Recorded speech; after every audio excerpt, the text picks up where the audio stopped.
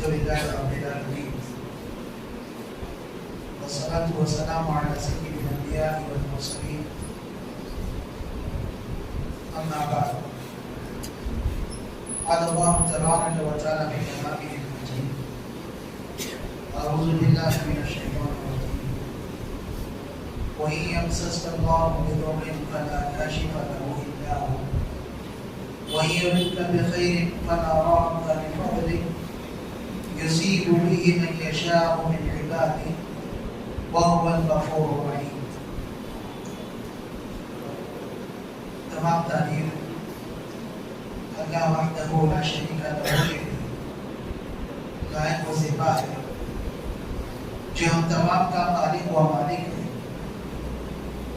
محمد اکرم صلی اللہ علیہ وسلم پر بے شمار درود و سلام نازل ہو جو ساری انسانیت کے لیے رہنما بنا کر بھیجے گئے. معزز حاضرین، جیسا کہ ہمیں علم ہے کہ ماہ سفر کا آغاز ہو چکا ہے اور ماہ سفر سے متعلق لوگوں میں بہت ساری غلط فہمیاں پائی جاتی ہیں، بہت سارے خرافات پائے جاتے ہیں. ماہ سفر سے متعلق گفتگو کرنے سے پہلے چند ضروری اور بنیادی عقیدے کی باتیں ہم جاننے کی کوشش کریں گے. اللہ تبارک و تعالیٰ نے ہمیں بے شمار نعمتوں سے نوازا. اللہ رب العالمین کا فرمان ہے وَإِن تَعُدُّوا نِعْمَتَ اللَّهِ لَا تُحْصُوهَا کہ اگر تم اللہ کی نعمتوں کو شمار کرنے لگو گے تو تم شمار نہیں کر پاؤ گے اتنی زیادہ نعمت. اللہ رب العالمین کا فرمان ہے ما یفتح اللہ للناس من رحمت فلا ممسک لها کہ اللہ تبارک و تعالی لوگوں کے لیے رحمت کے دروازے کھول دے تو کوئی ایسا نہیں ہے کائنات میں جو اللہ کی رحمت کو روک سکے. اللہ نے فیصلہ کر دیا کہ انسانوں کو اس کی رحمت ملے تو اس ساری کائنات میں کوئی ہستی ایسی نہیں ہے جو اللہ کے اس فیصلے کو بدل دے.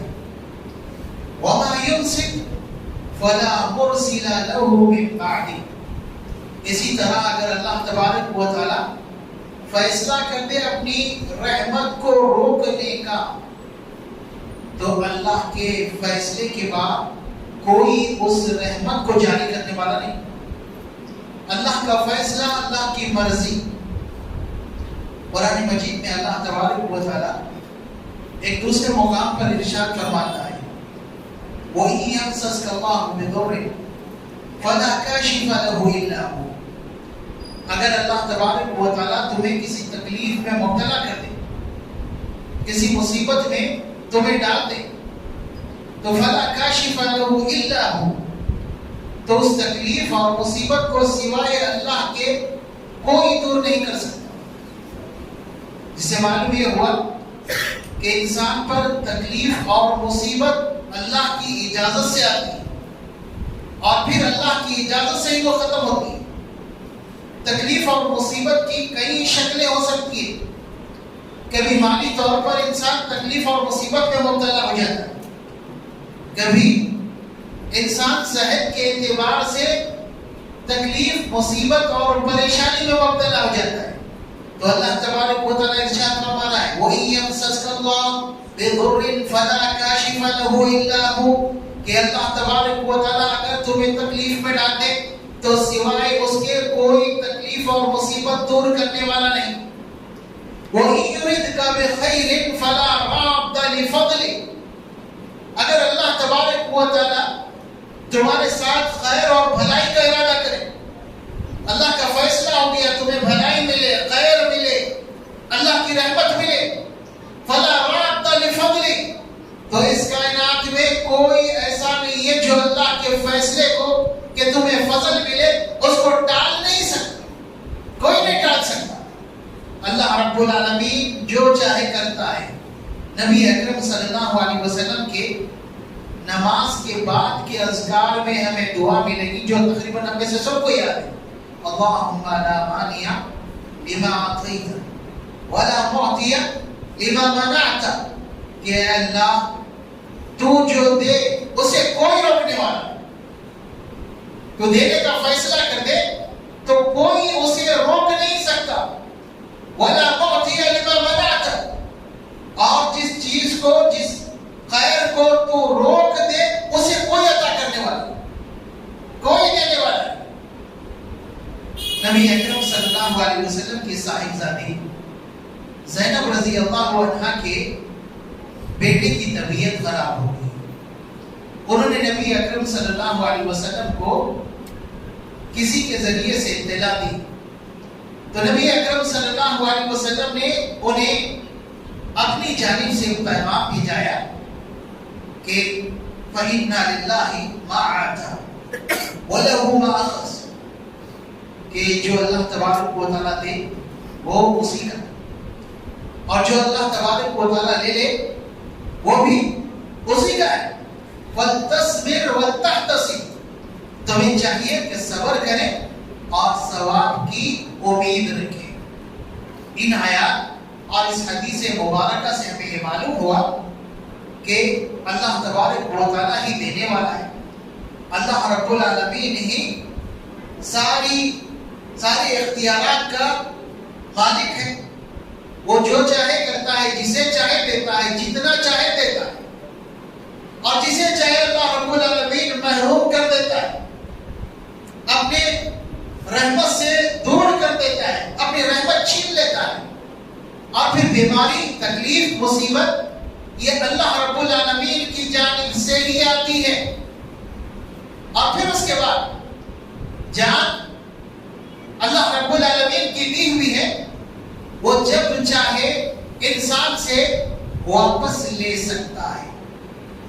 یہ بنیادی باتیں ہم نہیں جانتے, جس کی وجہ سے ہم بہت سارے مسائل کا شکار ہیں. تھوڑی سی تکلیف اور پریشانی کی وجہ سے ہم اللہ رب العالمین کو چھوڑ کر مخلوق کے, غیر اللہ کے چکر لگانے لگتے ہیں. کسی مزار کے طرف سفر کرنے لگتے ہیں, کہیں نظر و نیاز کرتے ہیں, چڑھاوے چڑھاتے ہیں, جس سے مقصد یہ ہوتا ہے کہ ہماری مصیبت اور تکلیف دور ہو جائے.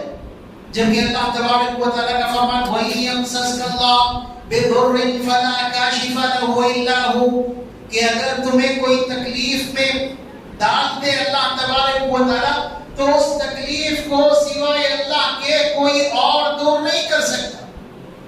اللہ کے علاوہ کوئی مصیبت کا ٹالنے والا نہیں. اب سوال یہ ہے کہ انسان مصیبت میں کیوں پڑتا ہے؟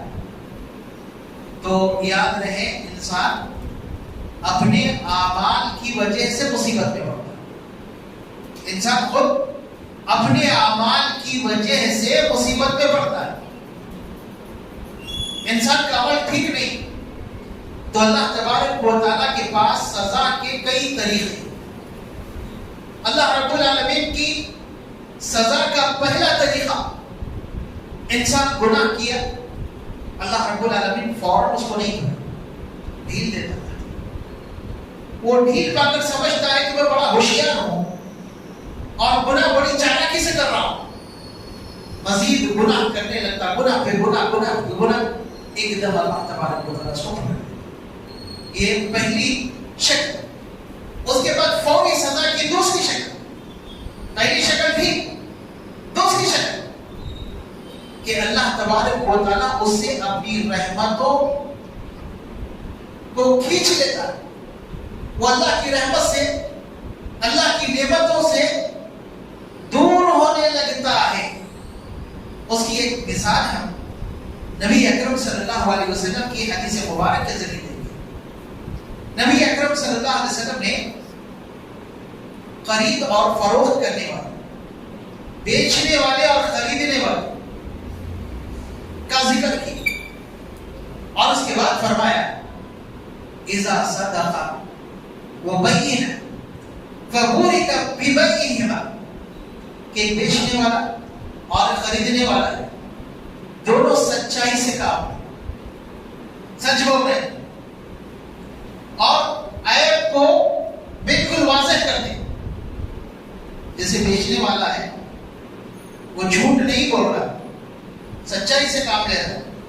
ورنہ اکثر بیچنے والے اپنے کاروبار کی ترقی کے لیے یا کاروبار زیادہ کرنے کے لیے بڑا جھوٹ اور بڑی مکاری سے کام لیتے ہیں.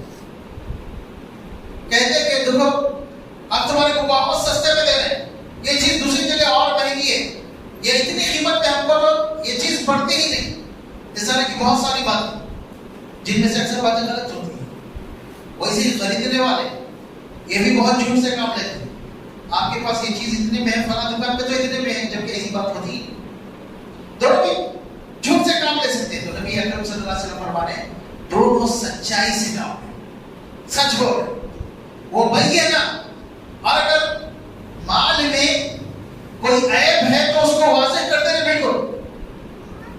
تو نبی اکرم صلی اللہ علیہ وسلم فرماتے ہیں جب یہ دو باتیں ان میں پائی جائے تو پوری کا فی بیعہما، اللہ تبارک و تعالیٰ ان کے اس خرید و فروخت میں، ان کے اس معاملے میں برکت ڈال دیتا ہے. اس کے برخلاف وہ اذا کذب وکتم، دونوں جھوٹ سے کام لے رہے ہیں. بیچنے والا بھی جھوٹ بول رہا ہے، خریدنے والا بھی جھوٹ بول رہا ہے. سامان میں عیب اور خرابی ہے، بیچنے والا اس کو چھپا رہا ہے. تو نبی اکرم صلی اللہ علیہ وسلم فرماتے ہیں محقت برکت بیعہما، ان کے کاروبار کی برکت ختم کر دی. کیوں؟ ایک گناہ جھوٹ ان سے سرزد ہوا، جھوٹ ان سے سرزد ہوا، اس لیے کاروبار سے برکت ختم کر دی جاتی. ہمارے مسلم معاشرے پر غور کریں گے ہم، کاروباری نقصان سے جب دوچار ہوتے ہیں تو اپنا محاسبہ نہیں کرتے کہ شرعی طور پر ہم سے کیا غلطی ہو رہی ہے، کیا ہم سے کوئی گناہ سرزد ہو رہا ہے جس کی وجہ سے ہم نقصان میں پڑ رہے ہیں. یہ نہیں کرتے، بلکہ وہ کوئی دوسرے طریقے سے شارٹ کٹ سے اپنے کاروبار کو بڑھاوا دینا اور چمکانا چاہتے ہیں. کبھی کسی بابا کے پاس چلے گیا، کبھی کسی کے پاس چلے گیا، کبھی کسی جادوگر کے پاس، کبھی کسی اور کے پاس. جبکہ یاد رہے انسان کی مصیبت، انسان کی تکلیف اور انسان پر آنے والی آفتیں اس کے اعمال کا نتیجہ ہوتی ہے. اللہ تبارک و تعالیٰ ارشاد فرماتا ہے ظہر الفساد فی البر والبحر بما کسبت ایدی الناس، کہ لوگوں کے اعمال کی وجہ سے زمین میں اور پانی میں بگاڑ پیدا ہوتا ہے. زمین اور سمندر اور پانی میں بگاڑ کی وجہ انسان کے اپنے اعمال ہیں، اس کے اعمال کی وجہ سے. بہت سارے لوگ ایسے لوگوں کا چکر لگاتے ہیں جن کے بارے میں وہ یہ عقیدہ رکھتے ہیں کہ یہ آنے والی کل کی باتیں ہمیں بتا سکتے ہیں، آنے والے نقصان سے ہمیں خبردار کر سکتے ہیں. جبکہ اللہ تبارک و تعالیٰ فرماتا ہے زمین و آسمان کا غیب اللہ کے پاس، اللہ ہی جانتا، اللہ کے علاوہ کوئی نہیں جانتا. اگر کوئی اس طرح کا کام کر رہا ہے تو یاد رہے اس کی سنگین وعیدیں حدیث میں آئی ہے. پہلی حدیث نبی اکرم صلی اللہ علیہ وسلم فرماتے ہیں من اتى عرافا فسأله عن شيء لم تقبل له صلاة 40 يوما، جو کسی عراف کے پاس ہے، عراف کہتے ہیں غیب کی خبریں بتانے والے، کسی غیب کی خبریں بتانے والے کے پاس آئے فسأله عن شيء، اور اسے کسی چیز کے بارے میں دریافت کرے، گیا اور دریافت کیا. نبی اکرم صلی اللہ علیہ وسلم فرماتے ہیں لن تقبل له صلاة 40 یوما، اس کے 40 دن کی نماز قبول نہیں کی جائے. خالی گیا اور سوال کیا، سوال کرنے پر، صرف سوال کرنے پر 40 دن کی نماز قبول نہیں کی جائے. اب اس کے بعد نبی اکرم صلی اللہ علیہ وسلم کی دوسری حدیث، آپ صلی اللہ علیہ وسلم فرماتے ہیں من اتی عرافا او کاہنا فسأله عن شيء فصدقه بما يقول فقد كفر بما انزل على محمد صلی اللہ علیہ وسلم. جو کسی غیب کی خبریں بتانے والے یا ستارے دیکھ کر لوگوں کو غیب کی خبریں بتانے والے کے پاس آئے اور اسے کسی چیز کے بارے میں دریافت کرے، فصدقه بما يقول، اور پھر اس کے بعد جو بات وہ بتا رہا ہے اس پر یقین کر لے. غیب کی جو خبر وہ بتا رہا ہے اس پر یقین کر لے. تو نبی اکرم صلی اللہ علیہ وسلم سنگین الفاظ استعمال کرتے ہیں، فقد کفر بما انزل علی محمد صلی اللہ علیہ وسلم. محمد صلی اللہ علیہ وسلم پر جو نازل کیا گیا ہے وہ اس کا انکار کرنے والا، قرآن کا انکار کرنے والا اور پوری شریعت کا وہ انکار کرنے والا. اتنی سنگین بھائی کہ کسی کے پاس جائے، کسی نجومی کے پاس، کسی غیب کی خبریں بتانے والے کے پاس، اور اس سے سوال کرے اور وہ جواب دے تو اس کے جواب پر یقین کر لے تو وہ منکر ہو گیا، انکار کرنے والا ہو گیا. کس چیز کا انکار کر رہا ہے؟ نبی اکرم صلی اللہ علیہ وسلم پر نازل کیے جانے والے قرآن کا اور آپ پر نازل کی جانے والی شریعت کا وہ انکار کر رہا ہے. تو یاد رہے ایسے بہت سارے چیزیں ہمارے معاشرے میں جسے ہم اپنی اصلاح کرنے کے بجائے بدشگونی لیتے ہیں، چیزوں کو اور لوگوں کو منحوس سمجھتے ہیں. جیسے عام طور پر لوگوں کو دیکھیں گے کہ بلی آڑے چلی جائے تو وہ اپنے کام پر نہیں نکلتے، وہیں پر رک جاتے ہیں. ان کے عقیدے کے مطابق بلی آڑے جانے سے کام خراب ہو جائے گا، بلی کے آڑے جانے سے کام خراب ہو جائے گا، جبکہ بلی کا کیا دوش ہو تو اللہ کی ایک مخلوق ہے. اسی طریقے سے گھر پر کوا پکارنے لگے تو مہمان آتے یا آنکھ پھڑ پڑائے تو اس سے بھی کوئی نتیجہ حاصل کرتے ہیں. ویسے ہی ایک اور چیز سننے ملے گی کہ دو بھائیوں کی اگر شادی ایک ساتھ ہو جائے تو دونوں میں سے ایک کو بچے ہوتے ہیں، ایک اولاد سے محروم ہوتا ہے. یاد رہے یہ ساری خرافات ہیں، حقیقت سے کا کوئی تعلق نہیں. اللہ تبارک و تعالی ارشاد فرماتا ہے یہب لمن یشاء اناثا ویہب لمن یشاء الذکور. اللہ تبارک و تعالی جسے چاہے لڑکیاں ہی لڑکیاں دیتا ہے. ویہب لمن یشاء الذکور، اور اللہ تبارک و تعالی جسے چاہے لڑکے ہی لڑکے دیتا ہے. اور یزوجہم ذکرانا و اناثا، یا اللہ رب العالمین جسے چاہتا ہے لڑکے اور لڑکیاں دونوں دیتا ہے. وَيَجْعَلُ مَن يَشَاءُ عَقِيمًا، اللہ تبارک و تعالی جسے چاہے اولاد سے محروم کر دیتا ہے. اولاد کا ملنا یہ کس کی طرف سے؟ اللہ کی طرف سے. صرف لڑکیوں کا ہی پیدا ہونا یہ بھی اللہ کی جانب سے، صرف لڑکے ہی ہونا یہ بھی اللہ کی جانب سے، لڑکے اور لڑکیاں ہونا یہ بھی اللہ کی جانب سے. اور اگر کوئی بے اولاد ہے تو یہ بھی اللہ رب العالمین کا فیصلہ ہے، اس کی حکمت ہے. اس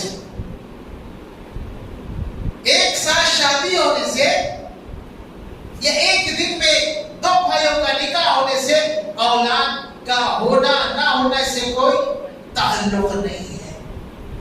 ویسے ہی ایسے شعور لینے والے، بدشگونی لینے والے بدشگونی لیتے ہیں تو یہ اپنا بڑا نقصان کر رہے ہیں.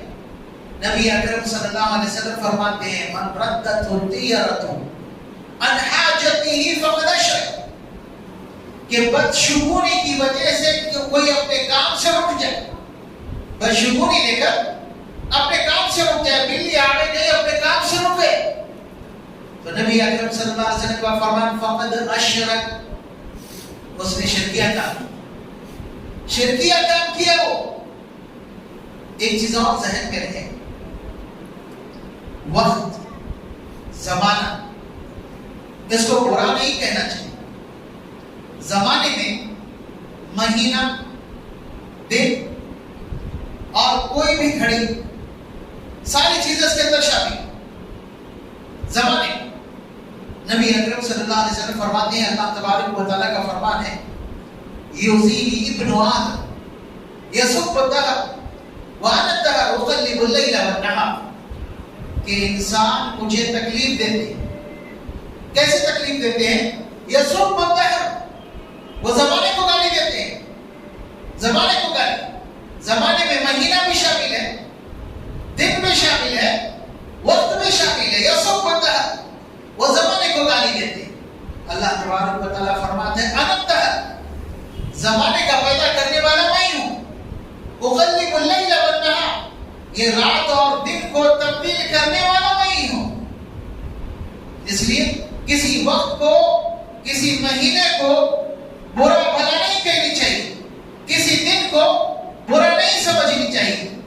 لوگ ماہ سفر کو منحوس سمجھتے ہیں اور اس ماہ میں کوئی بھی اچھا کام، شادی بیاہ یا کوئی اور دوسرا کام نہ کرنے کا فیصلہ کرتے ہیں کہ سفر کا مہینہ ہے، ہم شادی نہیں کریں۔ یاد رکھیں، اس طرح سمجھنا زمانے کو برا بھلا کہنا ہے، زمانے کو برا بھلا کہنا ہے۔ اور خاص کر سفر کے تعلق سے بات یاد رہے، نبی اکرم صلی اللہ علیہ وسلم کے اس دنیا میں آنے سے پہلے ہی، زمانے جاہلیت سے ہی سفر کے مہینے کو لوگ منحوس سمجھتے تھے۔ سفر کا مہینہ منحوس ہے۔ نبی اکرم صلی اللہ علیہ وسلم نے اس بات کی تردید کی، انکار کیا کہ ایسی کوئی اسلامی تعلیم نہیں ہے۔ آپ صلی اللہ علیہ وسلم فرماتے ہیں، لا عدوى ولا طیرۃ ولا حامۃ ولا سفر، چار باتوں کی اللہ کے رسول صلی اللہ علیہ وسلم نے تردید کی۔ یہ چاروں باتوں کی کوئی حقیقت نہیں۔ سب سے پہلی بات، لا عدوى، کہ بیماری ایک انسان سے دوسرے انسان کو نہیں لگتی۔ اگر آج کے وقت ہم یہ بات کہیں تو لوگ فوراً کرونا وائرس کی مثال دیں کہ ایک انسان سے دوسرا انسان متاثر ہو رہا ہے۔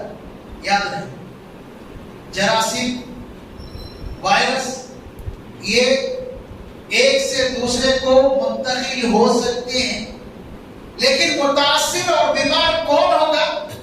وہ جس کے بارے میں اللہ رب العالمین کا فیصلہ ہو۔ متاثر اور بیمار، تکلیف میں مبتلا شخص وہی ہوگا جس کے بارے میں اللہ رب العالمین کا فیصلہ ہوگا۔ بغیر اللہ کی مرضی کے انسان کو بیماری نہیں لگتی۔ جب نبی اکرم صلی اللہ علیہ وسلم نے یہ بات بتائی تو ایک صحابی نے آپ صلی اللہ علیہ وسلم سے فرمایا کہ اللہ کے رسول، آپ یہ بات فرما رہے ہیں، ان اونٹوں کے بارے میں آپ کا کیا خیال ہے جو بہت ہی چست اور پھرتیلے ہیں، ہرن کی طرح وہ چھلانگیں لگا رہے ہیں، ان کے درمیان ایک خارش والا اونٹ آ جاتا ہے اور پھر پورے اونٹوں کو خارش ہو جاتی ہے، اور آپ فرما رہے ہیں کہ بیماری ایک سے دوسرے کو نہیں لگتی، جبکہ ایک اونٹ آیا اور پورے اونٹوں کو خارش ہو گئی۔ تو نبی اکرم صلی اللہ علیہ وسلم نے اس شخص سے سوال کیا، فمن اجرب لہ، یہ جو ایک خارش والا اونٹ اس میں داخل ہوا، اس کو خارش کہاں سے؟ اس کو خارش کہاں سے؟ تو اس نے کہا کہ وہ تو اللہ کی جانب سے ہے۔ تو آپ صلی اللہ علیہ وسلم نے فرمایا، دوسرے بھی اللہ کے حکم سے ہی اس بیماری میں مبتلا ہوئے، دوسروں کو بیماری بھی اللہ کی جانب سے۔ تو کوئی بیماری دوسرے کو نہیں لگتی۔ اور ایک بات یاد رکھیے، بیماری جسمانی کے بارے میں بھی ہے، روحانی کے بارے میں بھی ہے۔ روحانی بیماری جیسے کوئی جادو سے متاثر ہے، کسی پر شیطان آ گیا، آپ لوگ پریشان ہونے لگتے ہیں، گھر کا ایک فرد متاثر ہے تو پورے اس سے متاثر اپنے آپ کو سمجھ لیتے ہیں۔ نہیں، ایسا نہیں ہوتا۔ اللہ کی مرضی کے بغیر کوئی کسی کو تکلیف نہیں پہنچا سکتا۔ اس کے بعد نبی اکرم صلی اللہ علیہ وسلم فرماتے ہیں لا عدوى ولا طیرہ، بدشگونی لینا اس کی بھی کوئی حقیقت نہیں۔ طیرہ زمانہ جاہلیت میں ایک رواج تھا کہ کوئی شخص کسی کام کے لیے نکلتا، سفر پر جانا ہوتا تو وہ پرندہ لے کر اسے چھوڑ، پرندہ اگر سیدھی جانب مڑ کر جاتا تو وہ اپنے کام کے لیے چل پڑتا، اور اگر وہ بائیں جانب جاتا تو اپنے کام سے اپنے سفر سے رک جاتا۔ تو نبی اکرم صلی اللہ علیہ وسلم فرماتے وَلَا طِيَرَةَ، اس طرح بدشگونی لینا اس کی بھی کوئی حقیقت نہیں ہے۔ اس کے بعد اللہ کے رسول صلی اللہ علیہ وسلم فرماتے ہیں وَلَا آمَّةَ، الو کی نحوست اس کی بھی کوئی حقیقت نہیں۔ الو کے بارے میں جیسے کہ ہم جانتے ہیں مسلمانوں میں بلکہ تمام طبقات میں اسے منحوس سمجھا جاتا ہے، اور مسلمان بھی اسے منحوس سمجھتے ہیں، اور لوگوں کا عقیدہ ہے کہ کسی جگہ الو بیٹھے اور پکارنے لگے وہ جگہ غیر آباد ہو جاتی ہے، اجڑ جاتی ہے، اور الو کی خصوصیت ہے اوپر وہ ویرانوں میں رہتا ہے، تو لوگ اس سے بدشگونی لیتے اور کہتے ہیں کہ وہ جگہ ویران ہو جاتی، اجڑ جاتی۔ نہیں، اللہ کے حکم کے بغیر کچھ نہیں ہو سکتا، الو کی کوئی نحوست نہیں۔ اس کے بعد نبی اکرم صلی اللہ علیہ وسلم فرماتے ہیں وَلَا سَفَرَ، سفر سے متعلق لوگوں کے درمیان جو باتیں مشہور ہیں ان کی بھی کوئی حقیقت نہیں ہے۔ اس کے بعد حدیث کا ایک ٹکڑا ہے، نبی اکرم صلی اللہ علیہ وسلم کا فرمان ہے فِرِّ مِنَ الْمَجْذُومِ فِرَارَكَ الْأَسَدِ، مجذوم کوڑ کی بیماری، جذام کی بیماری، اس سے تم بھاگو جس طرح تم شیر سے بھاگتے ہو۔ ہم ابھی سن کر آئے کہ ان کی بیماری دوسرے کو نہیں لگتی، لیکن پھر یہاں کہا جا رہا مجذوم سے بھاگو۔ تو نبی اکرم صلی اللہ علیہ وسلم نے یہاں پر کمزور عقیدے والوں کو عقیدے کے بگاڑ سے بچنے کی تعلیم دی۔ اگر وہ دوری اختیار نہیں کیا، مجذوم سے دوری اختیار نہیں کیا، یا آج کے اس ماحول میں کورونا سے متاثر شخص سے فاصلہ نہیں رکھا اور اتفاق سے وہ بھی وائرس کا شکار ہو گیا، بیماری میں مبتلا ہو گیا، اب وہ کیا کرنے لگتا ہے؟ اپنے آپ کو کوسنے لگتا ہے، کہیں کو تو بھی اس سے ملا کی اس کی وجہ سے میں بیماری میں مبتلا ہوں، کہ حقیقت کیا ہے؟ اللہ کے حکم سے اسے بیماری نہیں۔ تو کمزور عقیدے والوں کو عقیدے کے بگاڑ سے بچانے کے لیے آپ نے کہا کہ دیکھو تو مجذوم سے، جذام والے سے دور بھاگ۔ تو یاد رہے مصیبت، پریشانی، تکلیف اللہ کی طرف سے آتی ہے، جان بھی اللہ کے حکم سے جاتی ہے۔ ایک مسلمان کو مصیبت کے وقت کیا کرنا چاہیے؟ اچانک کوئی مصیبت آ گئی، کیا کرنا چاہیے؟ اللہ تبارک و تعالیٰ ارشاد فرماتا ہے وَلَا نَبْلُوَنَّكُمْ، ہم ضرور تمہیں آزمائیں گے۔ لیکن ہمارا رویہ دیکھ کر تو یہ پتہ چلتا ہے کہ ہم چاہتے ہی نہیں کہ ہم کوئی آزمائش میں پڑے۔ نہیں، اللہ رب العالمین فرماتا ہے وَلَا نَبْلُوَنَّكُمْ، ہم ضرور تمہیں آزمائیں گے۔ کیسے آزمائیں گے؟ کبھی خوف میں مبتلا کر، کبھی بھوک میں مبتلا کر، کبھی مال میں، کبھی جان لے کر، کبھی پھلوں میں، کئی صورتوں سے آزمائیں گے۔ اس کے بعد اللہ تعالیٰ فرماتا ہے وَبَشِّرِ الصَّابِرِينَ، صبر کرنے والوں کو خوشخبری دیجیے۔ اور صبر کرنے والے کیسے ہوتے ہیں؟